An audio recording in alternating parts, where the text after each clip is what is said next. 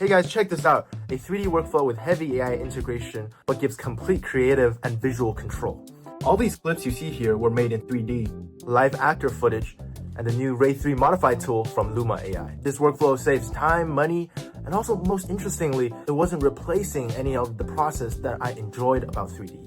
So how does the structure work? Why does it help? The most minimum level, we are using Ray3 Modify as sort of a render engine to help us render things out faster. Of course, there are more things that we can play around with, which I'll talk about later on in this video. But essentially, if you're gonna make a 3D animation that is 5 seconds long at 24 frames per second, you'll need to render 120 frames. We're used to it, but it's still gonna take a long time. But now with Ray3 Modify, you can render out a workbench render and then render out the first frame of your animation and an end frame of your animation, which is only 2% of the render time that we used to need. Huge time saving. So let's use this shot that I did as an example, and I'll walk you through how I did it. So first, prep work, motion track the shots so we have a 3D camera data and things can line up. Now let's get into the different components that we need to prep. First of all, we'll need a base video. The model reads the depth information and performance from the base video.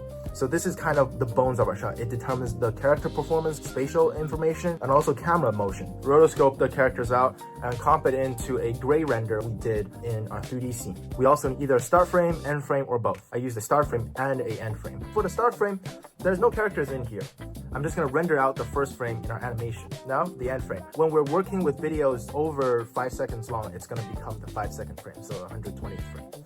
Grab the 5-second frame of our rotor footage. So I want the characters to be wearing something else. So I went into Nano Banana Pro to kind of swap the outfits to the outfits that I want them to be wearing. You can do it with any of the designs that you already made.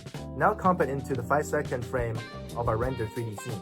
Match the lighting with Nano Banana Pro. I also did some little manual tweaks in Photoshop to just get everything perfectly correct.